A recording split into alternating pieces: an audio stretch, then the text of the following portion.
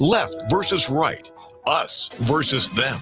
While we pay to keep our politicians fighting, how do we, the people, rise up and solve the great challenges of our time? We do it by embracing freedom and liberty. There may be no such thing as a free lunch, but this hour is as close as it gets. Welcome to A Free Solution. Hey, welcome to A Free Solution. I'm Kevin Wilson, your host today. Thank you so much for joining us here on this wonderful Monday afternoon. We're live until 2 p.m. and here on WYSL. Thank you for joining us, of course, live on the Free Solution Facebook page, Free Solution YouTube channel, the Kevin Wilson page, and the Kevin Wilson Twitter. Yeah, thank you so much for being here today. And I made the topic of the show talking about some of the Twitter file stuff because a few more things came out. And I did do the show on this, and I thought the first few were like, maybe nothing's going on. And these ones, there's a little bit more there. Whatever the strategy is of releasing these things slowly. I mean, to be fair, it's gotten me to talk about it, a couple shows now, and it's getting the media to talk about it a little bit.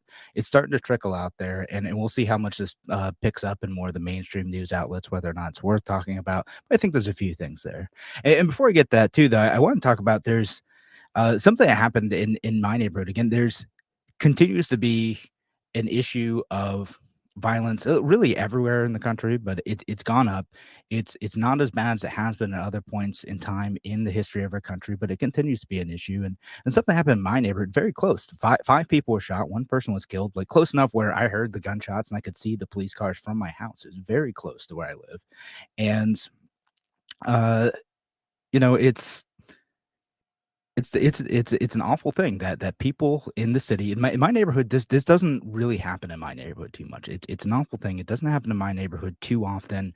It's a relatively safe area of the city, and violence is impacting everyone. It affects people in the suburbs too. It kind of bleeds out in the other areas, and I've done a bunch of shows on this. I'm not going to spend the whole show on this. I'm going to quickly transition to Twitter stuff, but it's just to say that this does affect so many people. And unfortunately, the solutions aren't easy. They're not like just fix this one law and just fix this one thing, and then the things are going to be solved, right? And even before we really knew what happened, ended up being some folks were renting that house through Airbnb through a party, and they're trying to shoot a music video or something, and they got shot, and then like a bunch of people got shot, and people were immediately thrown out. Oh, this is bail reform's fault. Oh, this is Hochul's fault. Oh, this is the mayor's fault. This is Airbnb's fault. People are throwing out all this stuff, and unfortunately, the tough part about this situation is that there isn't any easy, quick, clean solution to this. Is that it's going to take work. It's going to take the work of going in and building community and staying vigilant and present in neighborhoods. And that's the tough part about this is a lot of folks are like, well, gosh, I don't feel safe going out to walk my dog anymore. I don't feel safe, being out with my kids anymore. And you see what happens when people start to do that in neighborhoods where violence really does get high, where you have fewer people looking out. There's fewer eyes on the street. There's fewer people engaging with their neighbors because they're scared, because they're fearful, and things spiral down really quickly because of that. And so again, this is something that, I know some people kind of accuse me of being dismissive of violence. This is something that happened like literally within sight of my house. And it's something I'm always thinking about. It's something that we as a society need to work towards, and to make sure that bad actors are held accountable, and that we find ways to engage with one another where we can prevent conflict, look out when there is suspicious stuff going on, and try to do all we can to prevent violence, because the future of several people is ended because of this incident. All right. So anyway, I'm going to transition over to I want to say that just because, again, it's interesting that it happened so close to where I live. And we're going to transition over to the Twitter file stuff, though, and talk about what happened there. There's the 6th edition dropped on Friday, plus there's some bonus content from Matt Taibbi. And then there's another one that came out like an hour ago. I didn't know it was going to happen an hour ago. I'm just kind of reading that stuff now. And this stuff gets a little bit more into whether or not the government was involved in pressuring Twitter to make content moderation decisions on the government's behalf, right? And this is what I said the last time I covered shows that like I didn't see that in the initial Twitter file like drop, right? What we talked about whatever a couple weeks ago now is that even the author Matt Taibbi initially said like there doesn't appear to be like government direct involvement in this stuff, and now we have this new file that kind of does show that, right? That you do start to see like there is some government involvement in some stuff, and the stuff that they're involved with is kind of odd, right? Like if you haven't read the file, and I'll link to it on the shows. Again, go to Free Solution on Facebook, YouTube, or the Kevin Wilson pages, and you could find this stuff. Uh, it's it's people who are the government is accused of getting involved in interfering with the election, right? Now, there's a question, right? Like, does the FBI have any legitimate role to play in trying to mark information that's coming from foreign entities attempting to interfere with the election process, right? And the extent to which that matters is debatable, right? There's some of the stuff with like the Russian hoax stuff, right? Like a lot of that was ridiculous. You know, the goofy memes that really didn't get a huge amount of reach. The stuff where they're trying to promote far right groups or Black Lives Matter groups or any other thing and try to kind of provoke conflict, or they make fake events where they're trying to get people to interact with one another. Like overall, like the argument that like the folks like the FBI and Hillary Clinton and several Democrats are making in the aftermath of the 2016 election, that this was the stuff that swung things towards Trump. I never bought it. I don't buy it. It doesn't mean that there wasn't an attempt to have that happen.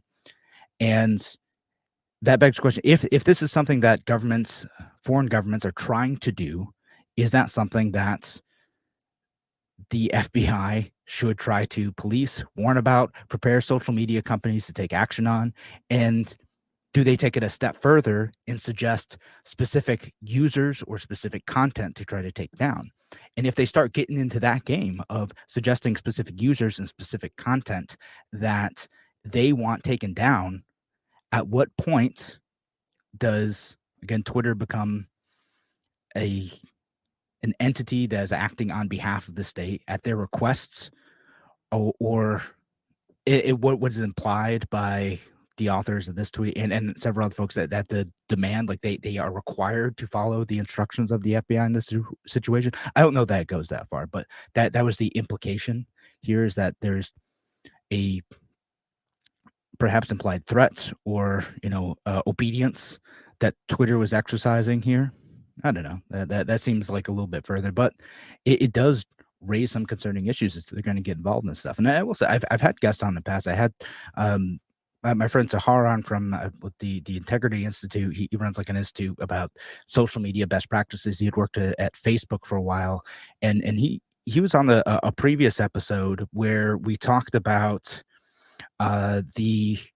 his work in monitoring some of that stuff, and it'd be like stuff coming out of Pakistan where they would use the mechanisms of Facebook to try to very quickly spin up a bunch of posts and put money behind it and create groups and fake users and try to drive all this engagement around stuff designed to mess with the American political system.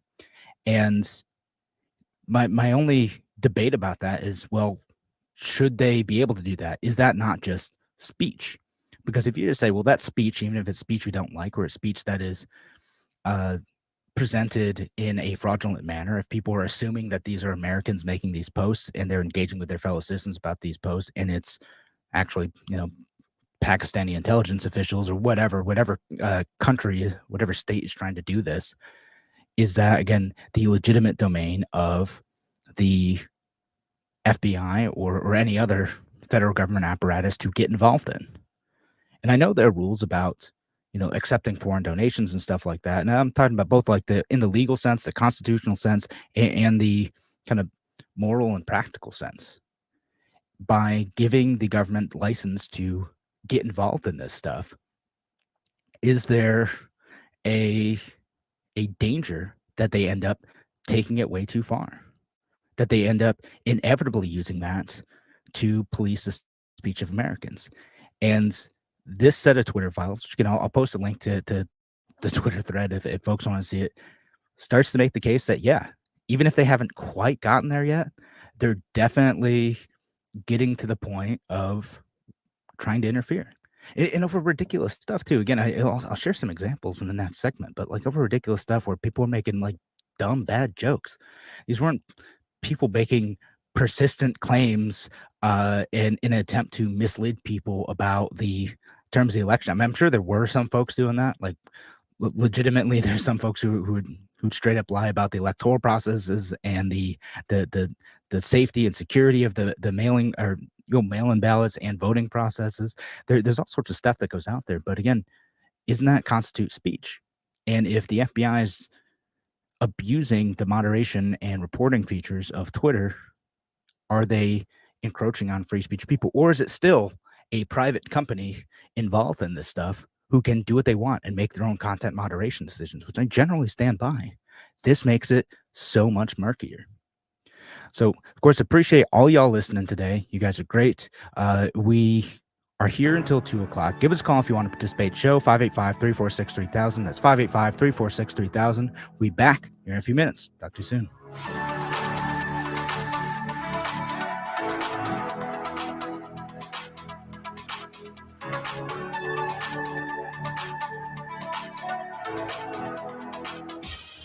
Your business relies on computers and technology to operate. Slow, unreliable networks and servers can cause unplanned downtime and affect your bottom line. The experts at SimpleTech Innovations are here to help. Their preventative maintenance program ensures that your computers and network are kept up to date and monitored for any issues, keeping your business running smoothly. They also help clients achieve HIPAA, PCI, and New York State cybersecurity compliance to keep your network safe and secure. Whatever your business IT needs are, SimpleTech Innovations should be your first call. They've won the Best in Rochester 8 years in a row and have an A+ Better Business Bureau rating. Call them today for a free consultation at 585-200-3182. That's 585-200-3182. SimpleTech Innovations. Hey, this is Kevin Wilson, host of A Free Solution. You ever need a tool for just one project, but didn't want to spend the cash for something you'd use just once or twice? Well, there's a new tool library in Rochester where you can borrow just the thing you need instead of buying a new one. It's called the Tool Shed from the Southeast Area Coalition, and membership starts at just $25 a year. Use it for home projects or to support your business. Learn more and become a member at seektoolshed.org. That's SEAC toolshed.org. Only available in the WISL store at WISL1040.com. Official top quality tees, hoodies, and coffee mugs depicting the colorful WISL logo or the already famous Mount Worstmore line of merch depicting Mount Rushmore style are for worst presidents. Of course, you know who is front and center up on that mountain. WISL official items make perfect gifts, or they're a great way for you to make a personal statement. Locally produced and sold only in the WISL store at WISL1040.com. A free solution on the WYSL stations. All right, welcome back to A Free Solution. I'm Kevin Wilson, your host for today. Thanks again for joining us here on this wonderful Monday afternoon. Give us a call if you want to participate in the show, 585-346-3000. That's 585-346-3000. And, of course, leave your comments online, too, on the Free Solution Facebook page, Free Solution YouTube channel, and the Kevin Wilson Facebook page or Kevin Wilson Twitter, wherever you listen today. Appreciate y'all being here. Appreciate y'all joining this show today. And again, we're diving into some of the Twitter file stuff, right? Like whether or not the government was directly involved with some of this stuff. And I'm gonna post that link now. And again, the weird part about this is like, so like the type of accounts that they did that. There's like a professor in there. There's a few, kind of moderate political folks, a few Democrats in there too. Like there's in this case, in the thing that I was wondering about is like was Twitter going specifically after conservative Trump MAGA types? Were they going after anyone else? That's good. That's a question worth asking, right? Like, were they trying to shape their policies around developing a certain outcome, right? Where they shaping their policies around trying to have the conversation be what their political preferences wanted it to be. And for the most part, I actually think that Twitter's they tried to make the policies mostly neutral. And you see that in some of the debates with like the fourth and the fifth file drops. You see that, you see people debating, does this actually violate policy? Is this a thing? Is it worth taking action on X, Y, and Z accounts? And you see that a little bit in here too. Okay, the FBI isn't saying we are demanding, we are ordering you to take down these accounts. So like, hey, we think these accounts might violate your policies as you've already written them. Okay, sure, and that's something anyone could do that technically, but the government had special channels for people to be able to communicate what violations they think are happening. And the FBI, Department of Homeland Security, they tried to kind of set up this narrative again, continuing from that 2016 narrative about Russian, interference in the election process. Right, they're spreading this fake news that tries to undermine the legitimacy of American elections, blah, blah, blah. That was the argument that they're making. Therefore, we want to meet with you on a regular basis to tell you what we think the threat is and where it's coming from and how it's going to appear. I sort of get that, as I talked about in the last segment, I had a friend who worked at Facebook who talked about this. There really were state actors attempting to do this, whether or not that mattered, whether or not they actually made an impact on the election system here in the United States, and whether or not that should be allowed at all. Those are kind of separate questions, but they were given to the FBI. Yes, this is happening, and yes, this is something that is our obligation to do something about. So there's a whole team of people at the FBI there to communicate to these social media companies and warn them about stuff. And I know something came out today. I have not read it, where it's supposed to be more specific information about how the FBI tipped off and or encouraged and or strong arms Twitter and Facebook into taking down the Hunter Biden story, which again, the original one, like, I don't know that there was all that much there to that. It's if it is just general warnings, like a general warning saying, hey, we think that there's going to be an attempt to spread fake news stories damaging to one or both of the candidates in October of 2020. Sure. I mean, like that general warning is probably understandable, appropriate. Like there was a chance that could happen if you accept the premise that these foreign states were making an attempt to interfere. Okay, sure. And general warnings about that stuff, how to flag it, how to develop algorithms to find this content. Okay, that doesn't cross the line for me. That's okay. It's where they got into here, and some of the stuff they banned again was just goofy. Like they would just, it would be stuff like, here's like a quote from one person who got like his account taken down. I guess, it says, "I want to remind Republicans to vote tomorrow, Wednesday, November 9th." Okay, it's a stupid joke. It's a bad joke. Like it doesn't. It's not a great joke. People make it all the time. I'll see the stuff on Facebook too. People make it, oh, remember to vote Wednesday. Okay, like, yeah, most people know. Listen, if you're to be honest, if you were confused by that joke and you actually thought you were going to go vote Wednesday because you didn't understand, I mean, were you that informed? I don't know, man. But the people making these jokes, like the FBI reported them. Like they had people scouring social media for all sorts of stuff. They could have used their social media task force for like any number of things, right? The Matt Taibbi make the point to call out, like, there's abusive behavior going on here, violence, child pornography. There's all sorts of like awful stuff that does exist on social media, and despite the best efforts, I think legitimately, of social media companies to try to like keep that stuff down and have moderators look at that stuff and take it down as soon as possible, they're going to miss some things. And the FBI could have assisted in the stuff that was actually damaging people. Or, and again, maybe it's still out there. Maybe we haven't seen it. They could have assisted in like the more high profile situations where they were taking down and requesting to take down more serious accusation, more serious instances of people trying to interfere with the election, who could have been foreign state actors or could have just been, Americans trying to spread false information. And then Twitter has to decide what to do with that, right?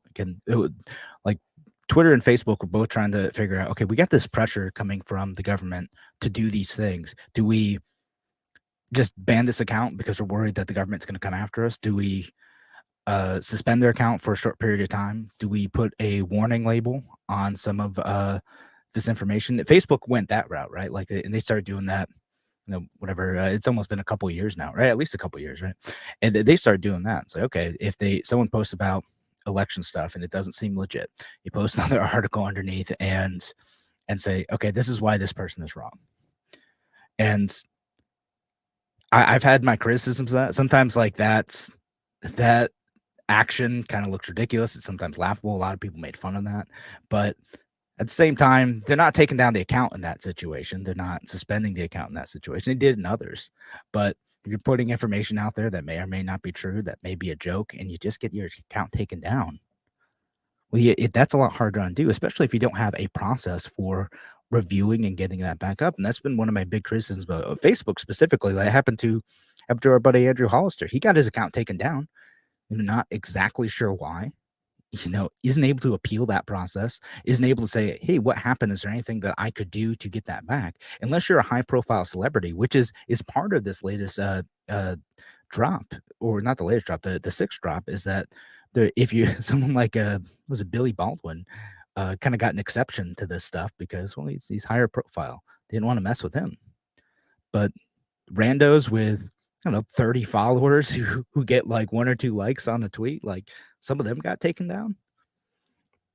And that's what kind of bugs me about a lot of this. And what's kind of weird about this whole conversation with this is it's not so much like the story to me isn't Twitter was biased against conservatives. I mean, they were in some ways, but that's not like the big thing. The two big things to me are, one, the government was pressuring them to act in certain ways. To what extent did they cave to that pressure and move ahead with actions suggested by government?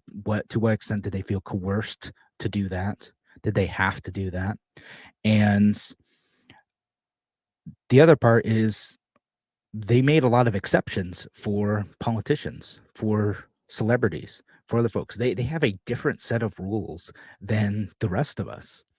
Like, specifically, there's like a different team that would evaluate people like Donald Trump. And that's kind of what like the Barry Weiss stuff ended up showing, is that they had like a separate team where they would take different actions for folks where they might have just banned someone like me or most of you listening out there. And instead, they would blacklist them. They would cut their reach a little bit. They would do different things to make it harder for them to find those folks. And that's still taking action, but they didn't take action in a consistent way across their platform. Donald Trump got a lot of exceptions. Other like conservative commentators got different consequences for their actions than what you or I might have faced. Or someone like that don't particularly like this guy, but the guy who's the vice chair of the Libertarian Party, he has account shut down, but he's not a big enough celebrity to warrant like action from Elon Musk. And to be clear, that's still continuing. Elon Musk is talking about, you have freedom of speech, but you don't have freedom of reach. That he's not going to be inclined to kick people off the platform, although that turned out to not be true, but said that you don't have unlimited ability to leverage the tools of the platform to be able to reach as many people as you want. If the algorithms would naturally, I mean, algorithms are all manipulated, man-made, right? But you don't have that ability to have your tweet go viral, because tweet will artificially suppress your content from being shown to more people. It won't show up in news feeds. It doesn't show up in searches, doesn't show. All that stuff is still happening. It's just they're being, perhaps, I don't know if it's more honest or more arbitrary now, but Elon Musk is going after these folks and that he doesn't like too. It's the same tools, and this is like a strange like metaphor for how politics often works as well. All right, thanks again for joining us here on A Free Solution. We're going to be back here in a few minutes. Give us a call, 585-346-3000. That's 585-346-3000. See you in a few.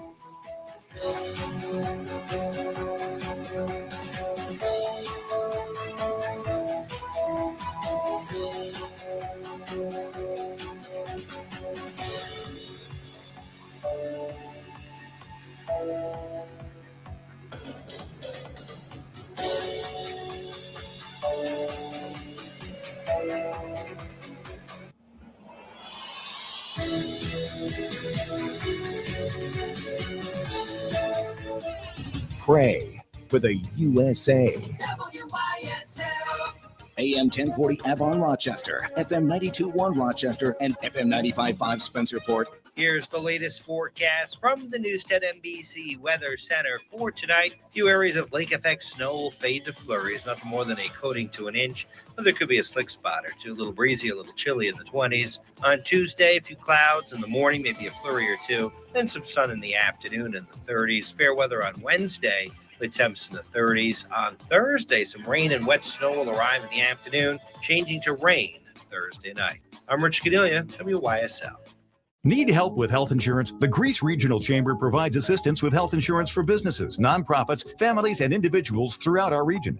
We pride ourselves on the personalized service that we provide for our clients. Let us help you find health insurance plans that fit your needs and navigate the paperwork. Greece Chamber Benefit Partners, located at 2402 Westridge Road in Rochester, New York, offers a broad range of medical insurance plans for businesses, nonprofits, individuals, and families throughout the greater Rochester Finger Lakes region, working with insurance companies including Excellus Blue Cross Blue Shield, Univera, and MVP Healthcare. We can also help you access insurance plans through the New York State of Health, the official health plan marketplace. Again, you do not need to live or work in Greece to utilize our brokerage services. We serve the greater Rochester Finger Lakes region of New York State. Visit greecechamber.org to sign up for one of our free health insurance information sessions or schedule an appointment with one of our licensed brokers. Call 585-227-7272.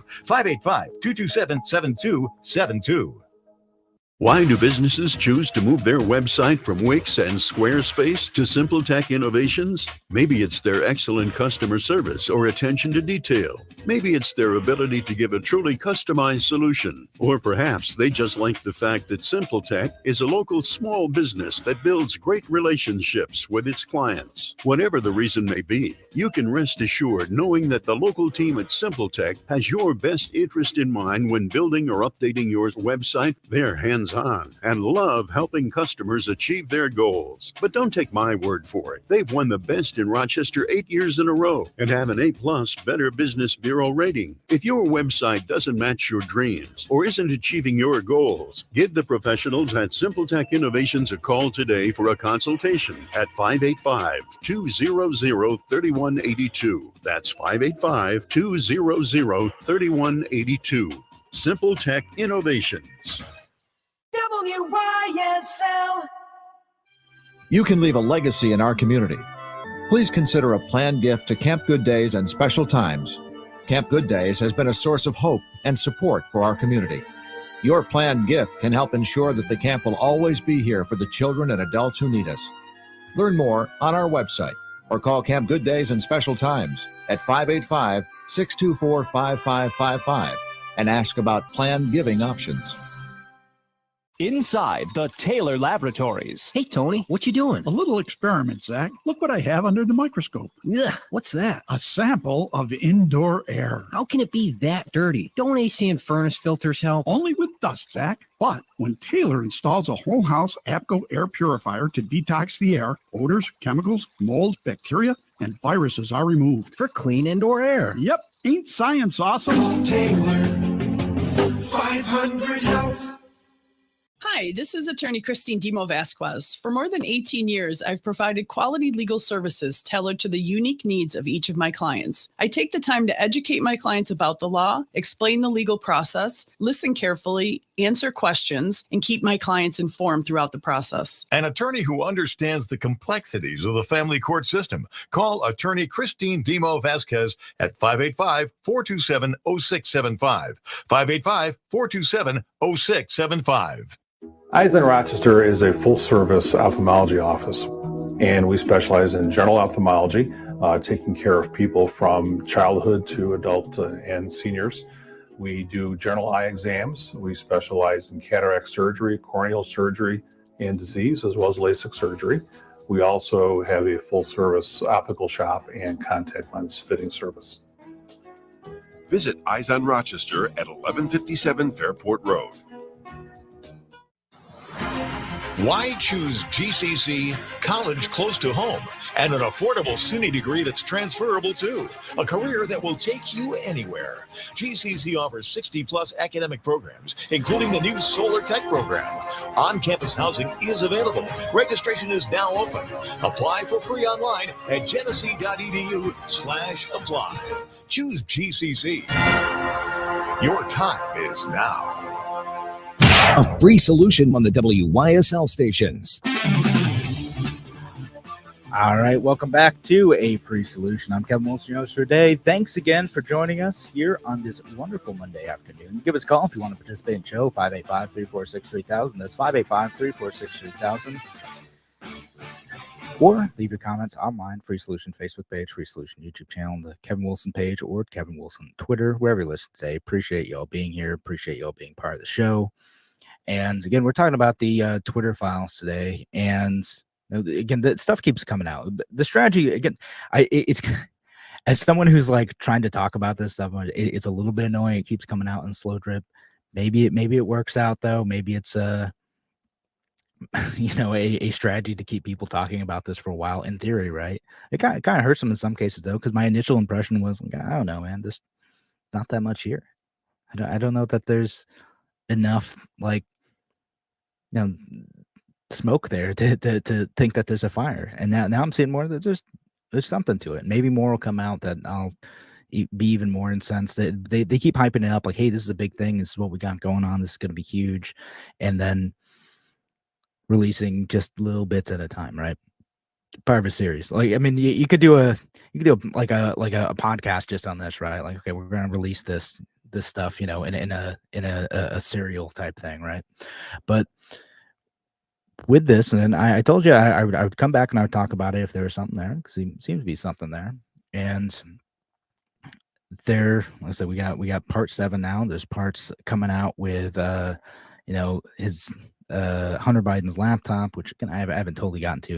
Again, it came out like an hour before the show started, so we're gonna have to see what that is, and maybe if it's worth talking about, I'll talk about it Wednesday. We'll see what it is. And there's also stuff related to like the FBI and national security apparatuses, like doing things like they would report stuff to media outlets in the U.S. and then they would then use the emergence of the stories that were leaked to media outlets to justify further investigation into the thing that they already started. So it's stuff like that type of thing is what actually worries me about this situation, right? Like if you have folks who are manipulating the media to report on stories that are maybe part of what could be legitimate investigations, but they can't build the justification to a judge or to the public that this is a story worth pursuing because the evidence isn't there yet to get a warrant or to move ahead with charges or any of that stuff, right? So if they start doing things like planting stories in the media, and by start I mean continue doing things, the FBI has a history of doing different things like this, right? Like it's an organization that they're great law enforcement people out there who are doing stuff that is they're helping victims of serious crimes and in solving cases and doing great work. And then there's a political manipulative bureaucratic arm of that organization that is dangerous to our liberty. And I still maintain the position that if Twitter wants to develop their own content moderation policies, that's fine.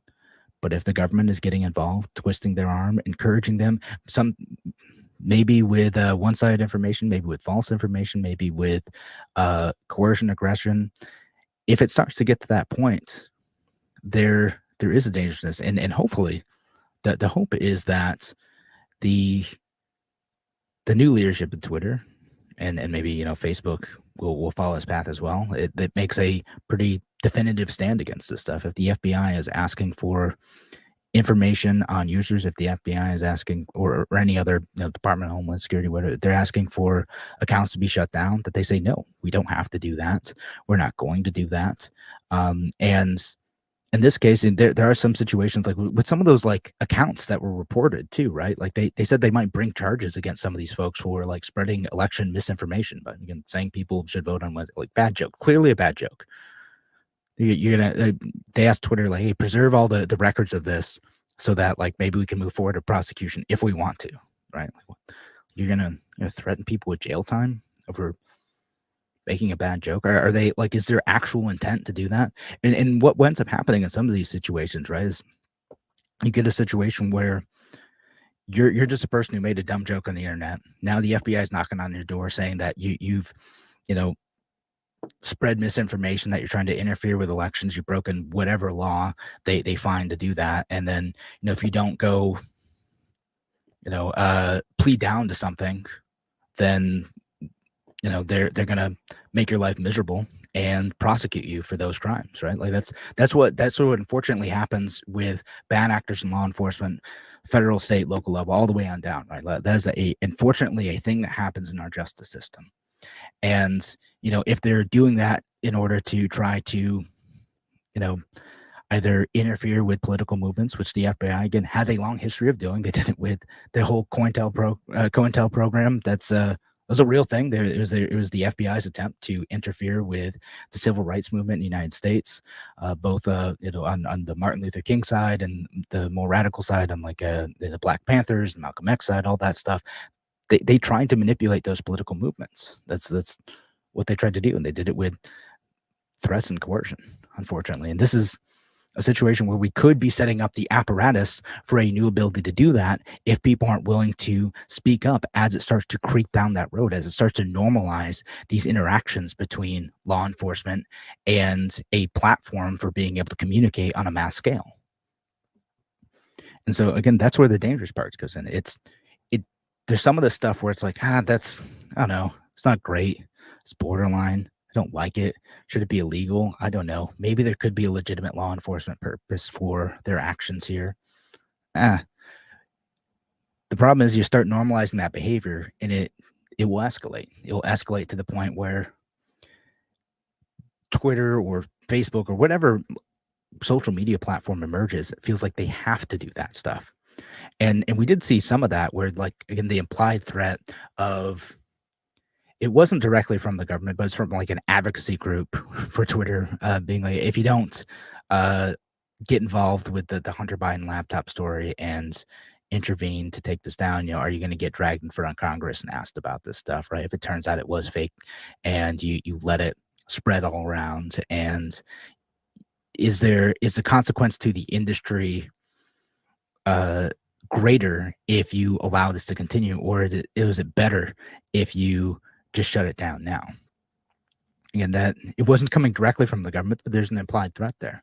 Hey, if you don't do what you think the government wants you to do, even if they're not directly telling you to do that thing, we're going to regulate you. We're going to get more involved. We're going to, try to convince Congress to create laws to monitor the safety of online communications. And so it's just easier for them to go along to get along, right? Are there enough active, strong, principled folks in these social media companies to resist that? I don't know. And again, and it depends on the context of the political situation too, right? Like, can people do that when it's the Trump administration do that? When the people in power disagree with your politics, where it has cultural cachet to oppose an administration that isn't popular among your circles. Yeah, sure. Like it feels easier to do it then when it's an administration you agree with, or it's an extraordinary situation like what you have with COVID.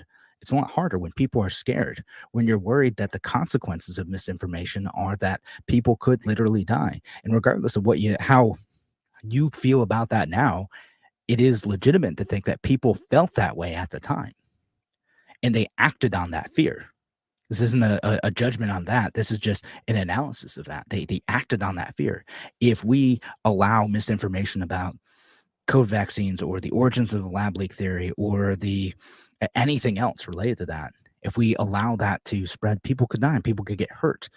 or in the election situation, it could change the policy outcomes of this country in an illegitimate way. So you get that fear, like, well, what if I don't act? What if I don't do this?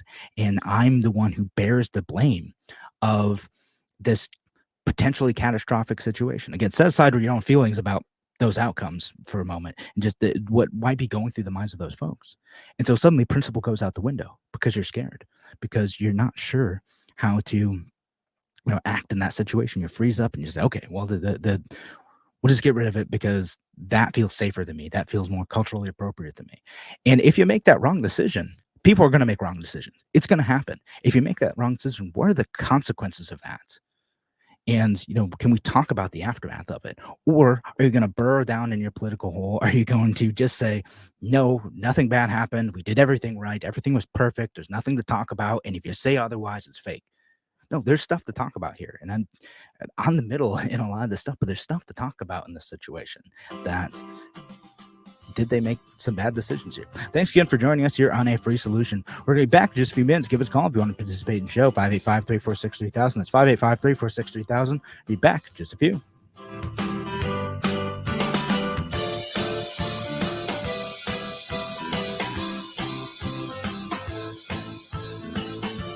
Why do businesses choose to move their website from Wix and Squarespace to SimpleTech Innovations? Maybe it's their excellent customer service or attention to detail. Maybe it's their ability to give a truly customized solution. Or perhaps they just like the fact that SimpleTech is a local small business that builds great relationships with its clients. Whatever the reason may be, you can rest assured knowing that the local team at SimpleTech has your best interest in mind when building or updating your website. They're hands-on and love helping customers achieve their goals. But don't take my word for it. They've won the best in Rochester 8 years in a row and have an A+ Better Business Bureau rating. If your website doesn't match your dreams or isn't achieving your goals, give the professionals at SimpleTech Innovations a call today for a consultation at 585-200-3182. That's 585-200-3182. SimpleTech Innovations. Are you interested in indoor target shooting? Or do you know someone interested in indoor target shooting? The Rochester Rifle Club has an indoor range in Brighton, New York. Shooting is with .22 caliber rifles, air guns, and pistols with reduced loads. We have leagues and open shooting times. For more information or for a membership application, go to our website at rochesterrifleclub.org. That's rochesterrifleclub.org. Ooh, just what I needed. A mug. This time of year, what do you give? When it's your extra concert, game, or special event tickets to VetTix, you're giving our nation's brave service members and veterans an amazing experience. Give something to those who gave. VetTix. For more information on how you can make a difference right now, or to become a VetTixer, go to vettix.org. A free solution on the WYSL stations.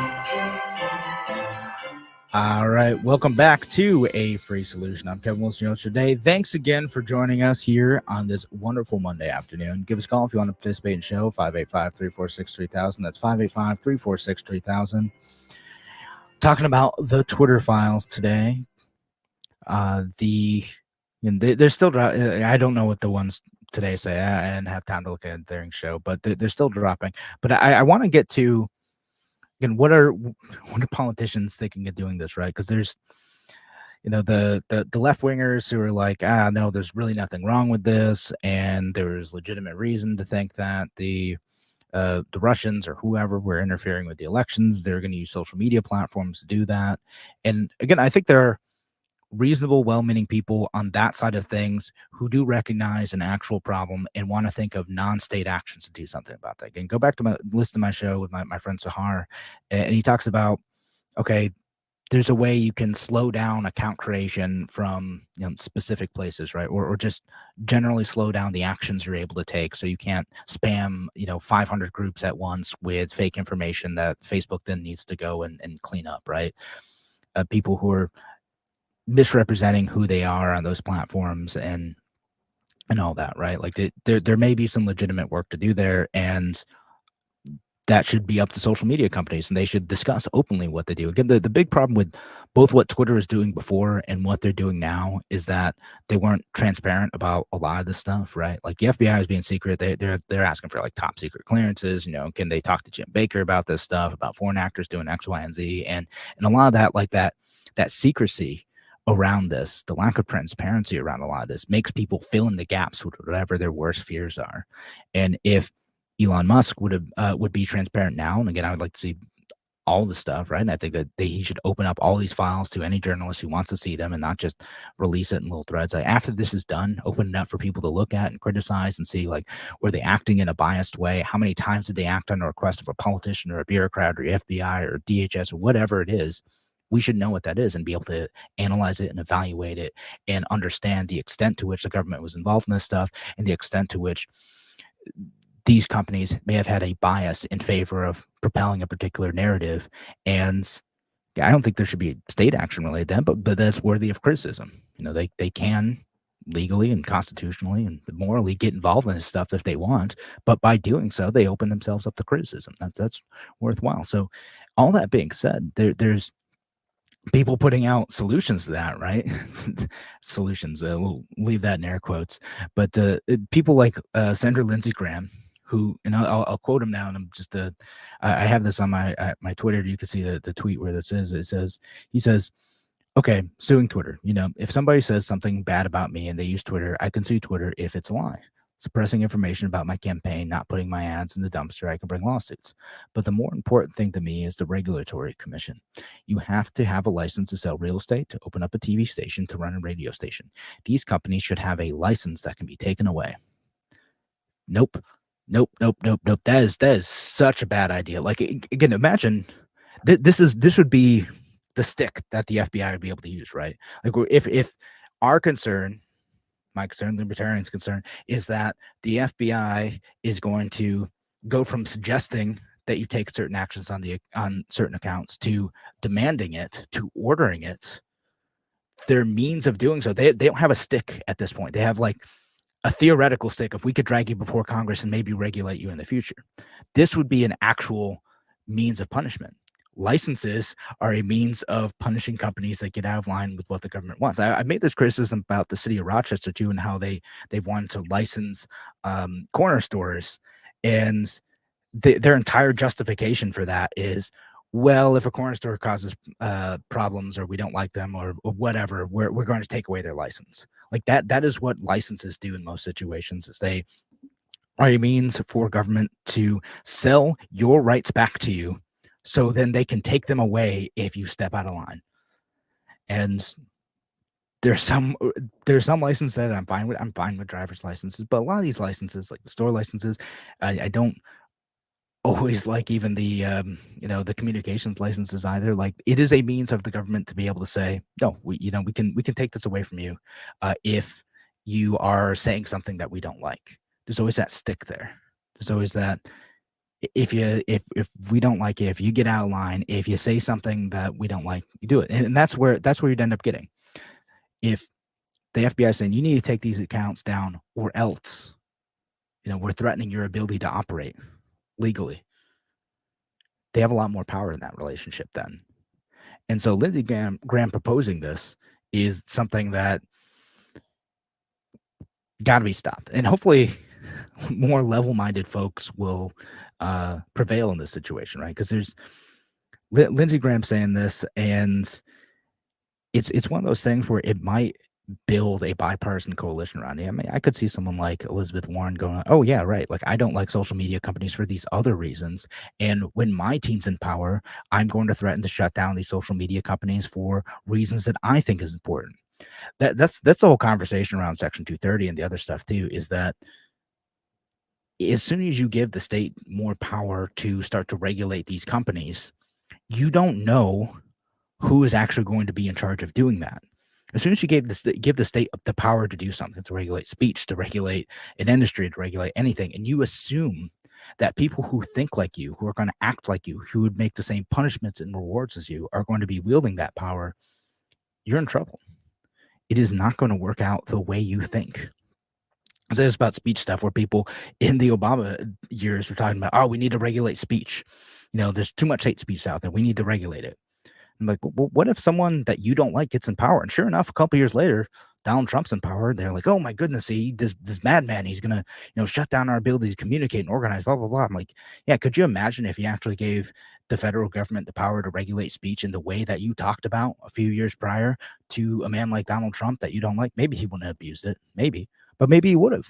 You don't know. That's the problem, is you don't know who's going to be in office next. You don't know who's going to be wielding that power. As soon as you build that machinery of government, you're not sure who's going to be operating it. And they can operate it in a way that goes contrary to your interest and to the interests of the country as a whole. And so that's, again, precisely what Lindsey Graham is, I think, very foolishly talking about here in terms of licensing Twitter. It should just be suing them, right? Again, whether or not you have legitimate grounds to sue them because they don't want to run your ads, Twitter, for better or worse, Facebook, for better or worse, they can say, nope, we don't want to run these types of ads. They're a private company. That's their prerogative.